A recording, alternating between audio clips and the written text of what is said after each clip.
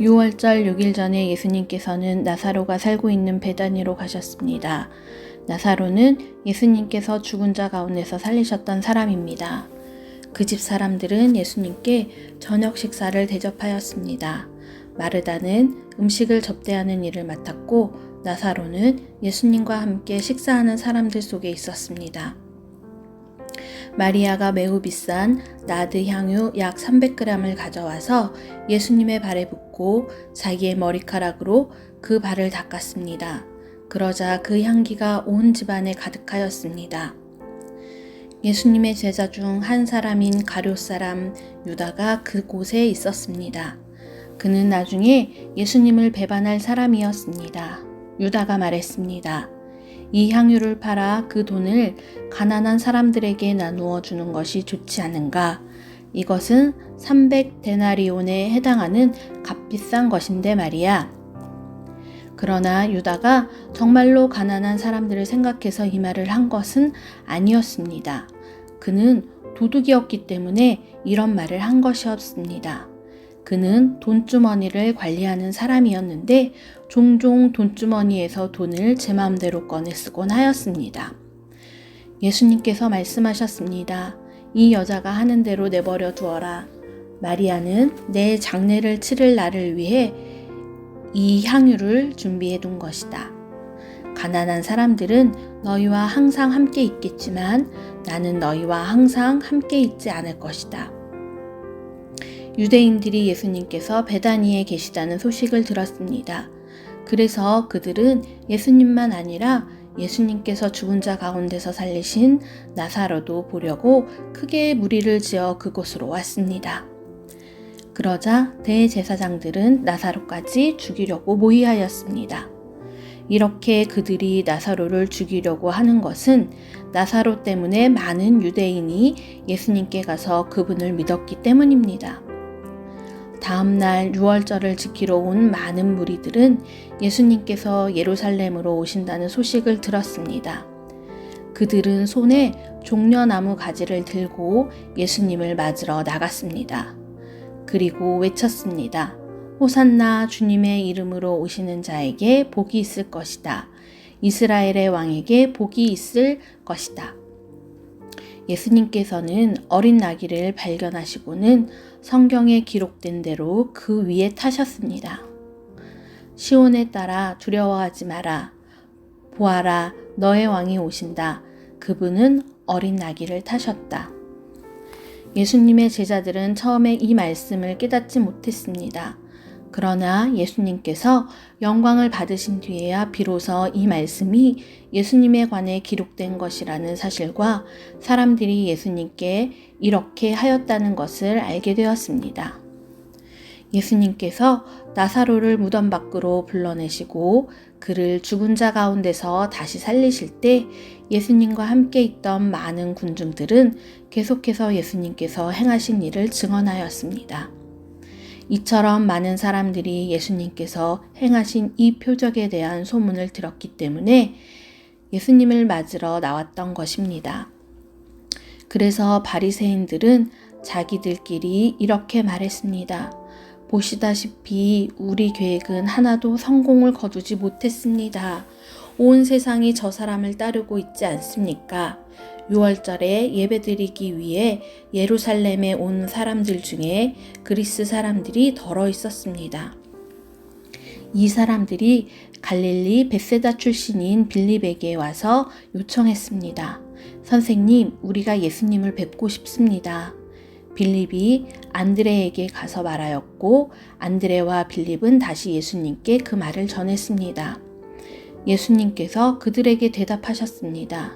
인자가 영광을 받을 때가 왔다. 내가 너희에게 진리를 말한다. 밀알이 땅에 떨어져 죽지 않으면 한 알 그대로 있지만 죽으면 많은 열매를 맺는 법이다. 자기 목숨을 사랑하는 사람은 목숨을 잃을 것이지만 이 세상에 자기 목숨을 미워하는 사람은 영원히 목숨을 보존할 것이다. 누구든지 나를 섬기려면 나를 따르라. 내가 있는 곳에 나를 섬기는 사람도 있을 것이다. 나를 섬기는 사람은 내 아버지께서 높이실 것이다. 지금 내 마음이 무척 괴로우니 무슨 말을 하겠습니까? 아버지, 이 때를 벗어나게 해 주십시오. 아닙니다. 나는 이 일 때문에 이때에 온 것입니다. 아버지, 아버지의 이름을 영화롭게 하소서. 그때 하늘로부터 내가 이미 영화롭게 하였고 또다시 영화롭게 할 것이다. 라는 소리가 들렸습니다. 곁에 서서 이 소리를 들은 많은 사람들이 천둥 소리가 들렸다고 말했습니다. 그러나 그 사람들 중에는 천사가 그에게 말하였다라고 하는 사람들도 있었습니다. 예수님께서는 이렇게 대답하셨습니다. 이 소리는 나를 위해서가 아니라 너희를 위해서 들린 것이다. 이제 이 세상을 심판할 때가 되었다. 이제 이 세상의 통치자가 쫓겨날 것이다. 내가 땅에서 들려 올라가게 되면 나는 모든 사람을 내게로 이끌 것이다. 예수님께서 이런 말씀을 하신 것은 자신이 어떤 식으로 죽을 것인가를 보이려는 것이었습니다. 군중은 이 말을 듣자 이렇게 말했습니다. 우리는 율법에서 그리스도가 영원히 계실 것이라고 들었습니다. 그런데 당신은 어떻게 해서 인자가 들려야 한다고 말씀하십니까? 당신이 말씀하신 인자란 도대체 누구입니까? 그러자 예수님께서 대답하셨습니다. 빛이 잠시만 더 너희와 함께 있을 것이다. 빛이 있을 때에 다니면 너희는 어둠에 사로잡히지 않을 것이다. 어둠 속에서 다니는 사람은 자기가 어디로 가는지 모른다. 빛이 너희에게 있을 동안 빛을 믿어라. 그러면 너희는 빛의 아들이 될 것이다. 예수님께서는 이 말씀을 하시고 그들을 떠나 숨으셨습니다. 예수님께서 이 모든 표적을 사람들 앞에서 행하셨지만 그들은 여전히 예수님을 믿으려 하지 않았습니다. 이것은 이사야 예언자의 말씀이 이루어진 것입니다. 주님이시여, 우리가 전한 것을 누가 믿었습니까? 주님의 능력이 누구에게 나타났습니까? 이런 이유 때문에 사람들은 믿을 수가 없었습니다. 다시 이사야 예언자는 말하였습니다. 주님께서 그들의 눈을 멀게 하시고 그들의 마음을 완고하게 하셨으니 그들이 눈으로 보고 마음으로 깨닫고 돌아와 고침을 받지 못하게 하려는 것이다. 이사야가 이런 말을 한 것은 그가 예수님의 영광을 보고 예수님에 관하여 말했기 때문입니다.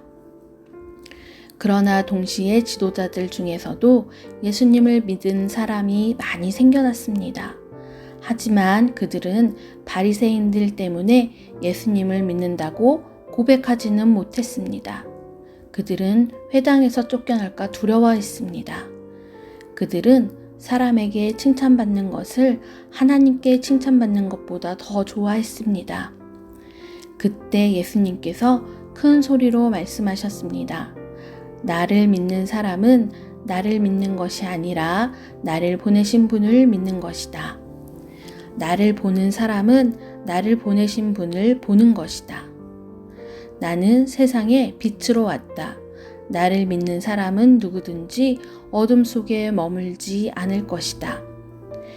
내 말을 듣고 지키지 않는 사람이 있다 해도 내가 그 사람을 심판하지 않는다. 그것은 나는 세상을 심판하기 위해서가 아니라 구원하기 위해 왔기 때문이다. 나를 저버리고 내 말을 받아들이지 않는 사람을 심판하실 분이 계시다. 내가 한 이 말이 마지막 날에 그를 심판할 것이다. 내가 한 말은 내 스스로 한 말이 아니다. 나를 보내신 아버지께서 무슨 말을 해야 할지 또 어떻게 말해야 할지를 내게 명령하셨다. 그리고 나는 그분이 하신 명령이 영생이라는 사실을 안다.